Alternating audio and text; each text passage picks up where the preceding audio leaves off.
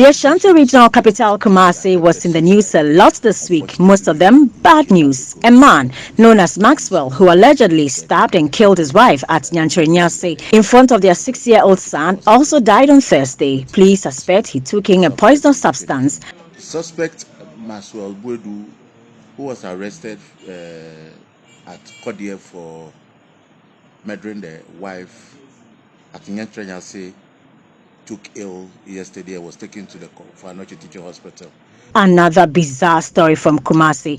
A 30-year-old mother of 4 butchered her 2-year-old son in the presence of her 3 other children. A court ordered for her to undergo psychiatric examination, but the incident had an effect on the 3 other children. The wife, a 30-year-old woman by name Hannah Akufo-Addo, / their 2-year-old son, Maxwell Apiabuga, head with a cutlass for no reason. So he rushed this boy to Tafo Government Hospital and was pronounced dead on arrival.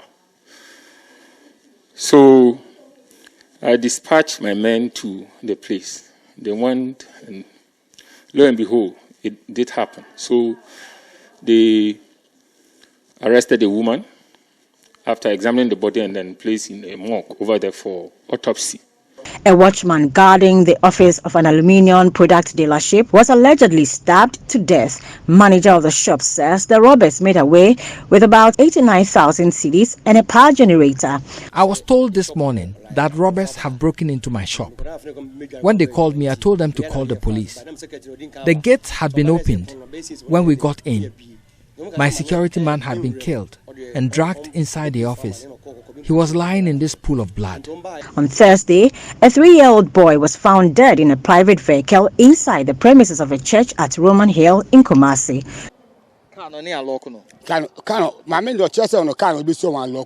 The woman said the car was not locked, and this confuses me.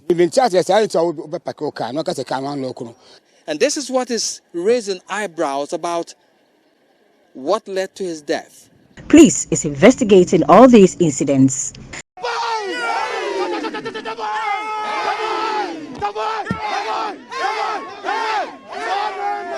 Those are aggrieved law students protesting what they say is a deliberate attempt by the General Legal Council to deny them access to legal education. We must solve today's problem before we think of the tomorrow's problem. If today's problem is not solved, we can never think of tomorrow's problem. We are calling upon His Lordship, Chief Justice. You are the chair of the General Legal Council. We need your assistance. Minority leader Haruna Idrisu shared his thoughts about the matter. We share a strong view that legal education should not be reserved for a select few in our country. According to the president, however, there's no space in the law school for them. This is the problem. So there are others. There are several others before them. Finance Minister Ken Oforiatta informed us that. But you have the skill set to be able to do what you have to do. Our responsibility as government is to create the environment of macro stability, currency stability, and ensure that you have access to the relevant skills and financing. Some Ghanaian youths who are unhappy about this news made a request to government. Something must be done. Government must take responsibility. Government must make sure they provide the adequate support to its citizens. The K9 unit of the Ghana Police Service is set to introduce new policing strategies, this time using security-trained dogs. We pause for some time from the public gallery to make sure that they are well trained, suit our environment, and also take appropriate instructions and command. The paramount chief of the Aflao traditional area, Tokbi Ajonugaga Amenyafiti, requested government to complete construction of the Aflao Community Day School. I have to be running from here to Accra. Begging. Should we beg for education? President Akufo-Addo responded to his request.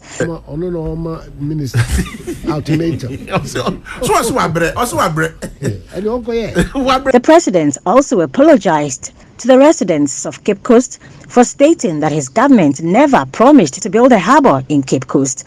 I made a mistake. You did? Yeah, I made a mistake. We never committed ourselves. I never said I was going to build a harbour at Cape Coast. Comedian Funny Face was arrested for allegedly threatening certain individuals, including his ex-wife. Then, dancehall artist Shatta Wale, who is alleged to have spread false information, was remanded in police custody for a week. 2 of his staff and a prophet whose comments led to all of this were also remanded. Rapper Medical was also remanded in prison custody for 5 days for brandishing a gun on social media. And that's a wrap of the week with me, Hannah Odami.